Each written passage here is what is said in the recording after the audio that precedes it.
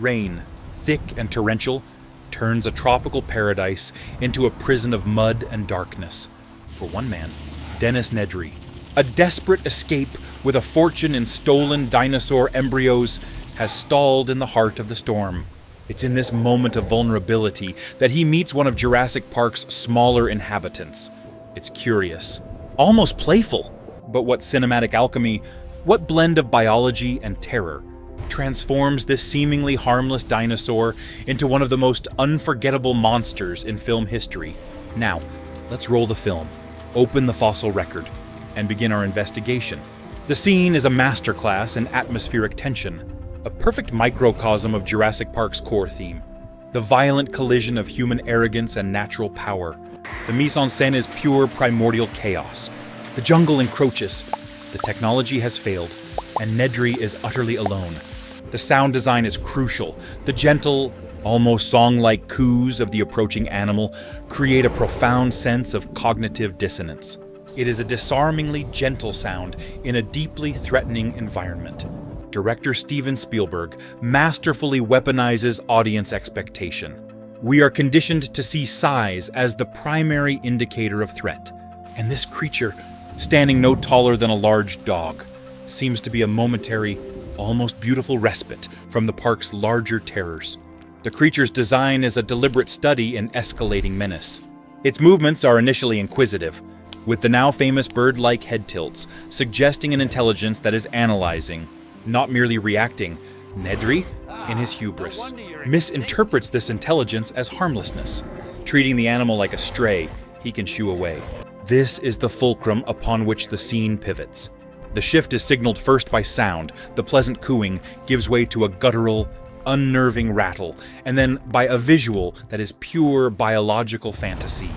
The sudden, violent unfurling of a vibrant neck frill is a cinematic jump scare of the highest order.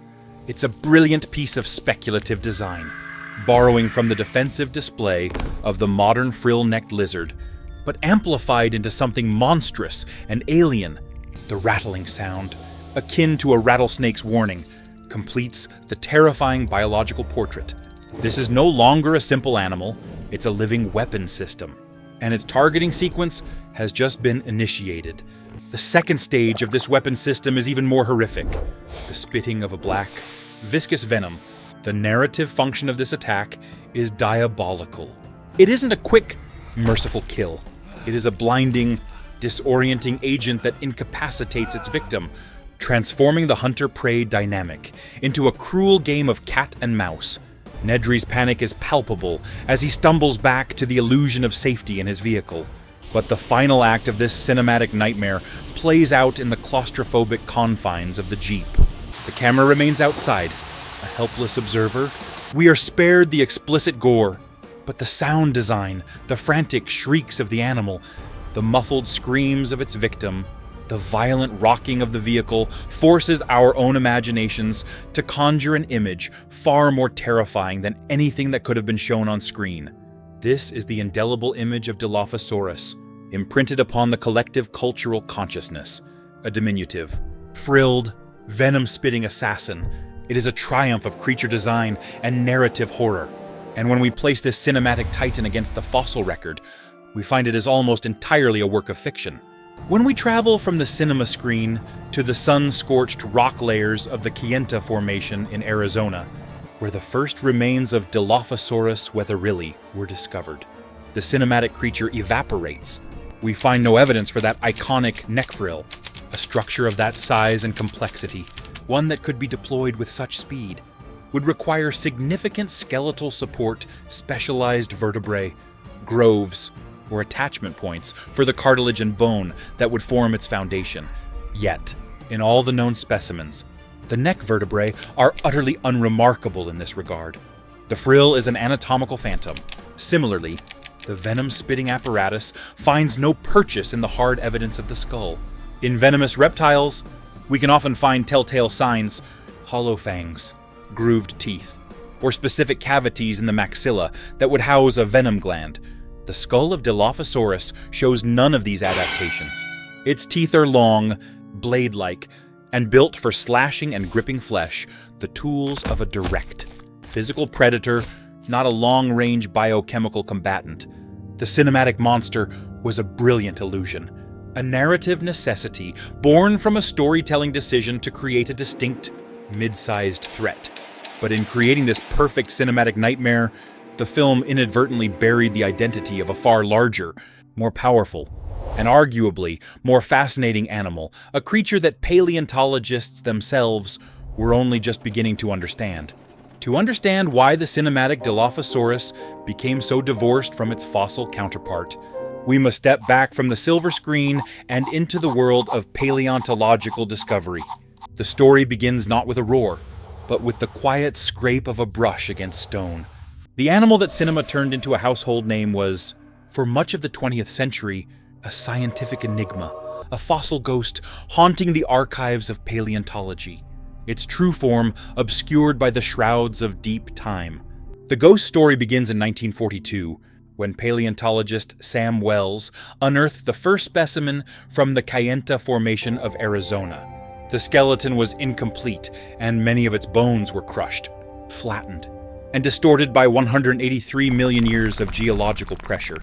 From these damaged remains, a tentative picture emerged of a medium-sized theropod, which Wells initially assigned to the genus Megalosaurus. It was only upon finding a second, better-preserved specimen in 1964 that the animal's most defining feature was revealed: a pair of thin, plate-like crests atop its skull. In 1970, Wells gave it the name that would become famous: Dilophosaurus weatherilli, the two-crested lizard. But even with this new material, the ghost remained frustratingly incomplete. The early reconstructions, based on the best available evidence, depicted a gracile animal. Crucially, the skull appeared delicately constructed, a prominent notch, a feature known as the subnarial gap, located between the front teeth of the premaxilla and the side teeth of the maxilla, was interpreted as a significant structural weakness. This single anatomical feature gave rise to a dominant and long-lasting hypothesis. Dilophosaurus must have had a weak bite. It was thought to be incapable of tackling large, powerful prey. This led paleontologists to characterize it as a scavenger, or, at best, a predator of small, swift animals. This scientific portrait of a fragile, weak-jawed hunter provided the perfect logical foundation for the fictional enhancements seen in Jurassic Park. If its bite was weak, it would need another weapon to subdue its prey: a frill for intimidation, venom for incapacitation. The cinematic monster was, in essence, a spectacular solution to a perceived biological problem. For decades, this interpretation held sway. While other specimens were discovered, they were often fragmentary or remained locked away in museum collections, unstudied in comprehensive detail. The fossil ghost persisted, its popular image solidified by the film, and its scientific image stuck in a state of suspended animation. Then, in 2020, the ghost was finally brought into the light, a landmark monograph. The culmination of years of meticulous research by paleontologists Adam Marsh and Timothy Rowe provided the most exhaustive re-description of Dilophosaurus ever undertaken. This was not the study of a single specimen, but a grand synthesis. Marsh and Rowe examined 5 of the most complete individuals, including the original fossils collected by Wells. Using modern imaging techniques and painstakingly comparing the bones of each specimen, they were able to digitally reconstruct the skeleton, correcting for the geological distortion and filling in the gaps that had plagued researchers for over half a century. The results did not just refine our understanding, they triggered a paradigm shift. First, the issue of size. The study confirmed that Dilophosaurus was a far more imposing animal than its cinematic depiction, reaching lengths of up to 7 meters, or 23 feet, and weighing an estimated 400 kilograms, or nearly 900 pounds. It was the largest terrestrial predator in North America during the early Jurassics. It wasn't a mid-sized nuisance. It was the apex predator of its environment. An animal as long as a modern reticulated python and as heavy as a grizzly bear. Second, and most critically, the monograph systematically dismantled the weak jaw hypothesis. Marsh's analysis revealed that the skull bones, long thought to be delicate, were in fact strongly fused together. More importantly, the team identified large, robust attachment sites for powerful jaw-closing muscles, indicating a bite capable of seizing and subduing substantial prey. That infamous subnarial gap was reinterpreted not as a weakness, but as a feature that may have helped dissipate stress across the skull during a powerful bite, a trait seen in some distant archosaur relatives like crocodilians. The jaw of Dilophosaurus was not the tool of a scavenger. It was a formidable weapon. Finally, the study turned to the animal's signature feature, its crests. By examining their internal structure, the team discovered they were not solid bone. Instead, they were extensively pneumatized, filled with a complex network of air sacs connected to the animal's nasal passages and respiratory system. This intricate air conditioning system is a hallmark of theropod dinosaurs and their living descendants, birds, showing that this supposedly primitive dinosaur possessed surprisingly advanced anatomy. While hollow, the crests were reinforced with internal bony struts and would have been sheathed in a layer of keratin, like the beak of a bird or the horn of a ram, making them sturdy. Their purpose was almost certainly not for combat, but for display of vibrant, visually arresting signal to rivals and potential mates. They were the Mesozoic equivalent of a peacock's tail or a stag's antlers, a declaration of fitness and species identity. The work of Marsh and Rowe effectively exorcised the fossil ghost. The fragmented, fragile creature of the past was replaced by a cohesive, powerful predator built from a mountain of new evidence. This was no longer a story about a weak scavenger that needed cinematic fantasy to be frightening. This was the story of a true Jurassic monarch, whose reality was proving to be more impressive than its fiction. With the scientific ghost laid to rest and the cinematic fiction identified, we can finally resurrect the true animal. We leave the storm-swept fantasy of Isla Nublar behind and travel 183 million years into the past, to the early Jurassic ecosystem preserved in the Kayenta Formation. This was not a lush tropical jungle, but a seasonal, semi-arid landscape of braided rivers, vast floodplains, and hardy conifer forests. And it is here, in this ancient world, that we can finally witness the apex predator reimagined. Picture a bipedal carnivore, 7 meters from snout to tail, moving through this prehistoric terrain. Its powerful hind limbs carry its 400-kilogram body with an efficient predatory grace. This is no skulking opportunist waiting for the cover of darkness. This is a confident, dominant hunter. Its most striking feature, the twin crests, are not fragile, paper-thin ornaments, sheathed in polished keratin. They rise from its skull like a crown, likely awash in vibrant colors: reds, yellows, or blues that would flash in the Jurassic sun. A clear and unambiguous signal to any rival or potential mate. They are a biological billboard advertising the health and power of the individual. When we reimagine this animal as a hunter, the new evidence provided by the 2020 monograph changes everything. Its strong, reinforced skull and powerful jaw muscles delivered a formidable bite. Its serrated, blade-like teeth were not for injecting venom, but for slicing through flesh and bone. We can now confidently place Dilophosaurus at the top of its food web, a macro predator capable of tackling significant prey. It would have hunted the armored herbivore Scutellosaurus, its powerful jaws making short work of its primitive defenses.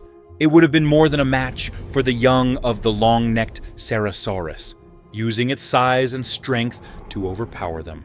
Its hunting strategy was likely one of brutal efficiency, a powerful, disabling bite to a limb or the neck, inflicting massive trauma and blood loss. This was not the clever, venom-spitting assassin of the movies. This was a physical powerhouse, a true brawler of the early Jurassic. This new vision of Dilophosaurus does more than just correct a cinematic depiction. It fundamentally repositions the animal within the grand narrative of dinosaur evolution. It lived in the wake of the devastating Triassic-Jurassic extinction event, a cataclysm that wiped out many of the dominant terrestrial archosaurs. In that recovering world, Dilophosaurus represents one of the very first dinosaurs to achieve truly large predatory size. It was a pioneer, an early blueprint for the giant theropods that would follow. The sophisticated network of air sacs that permeated its skull and crests was not a primitive quirk, but a highly advanced feature. This pneumaticity, which lightened the skeleton without sacrificing strength, is a key anatomical trait that connects it directly to the lineage of later giants like Allosaurus and Tyrannosaurus, and ultimately to their modern descendants, birds. Dilophosaurus was not an evolutionary sideshow. It was a critical step on the main path of theropod dominance. The creature of the film was a monster, a thing of shock value and cinematic terror. Its fictional weapons made it memorable. The real animal, the apex predator reimagined, inspires a different, more profound feeling. Oh, it was formidable not because of speculative tricks, but because of its sheer, evolved prowess. One was a nightmare, confined to a stormy night on a fictional island. The other was the undisputed king of its continent, a testament to the relentless power of evolution, ruling its world in the broad light of the Jurassic Day. The cinematic Dilophosaurus may have been a fiction, but its role as a cultural ambassador is undeniable, sparking a fascination that has led millions back to the science. In seeking the truth behind the movie monster, we did not find a lesser creature, but one whose reality was far grander and more magnificent. This journey from screen to stone reveals the beautiful symbiosis of art and inquiry, where a fantastic story can ignite the curiosity that ultimately uncovers an even more astounding truth.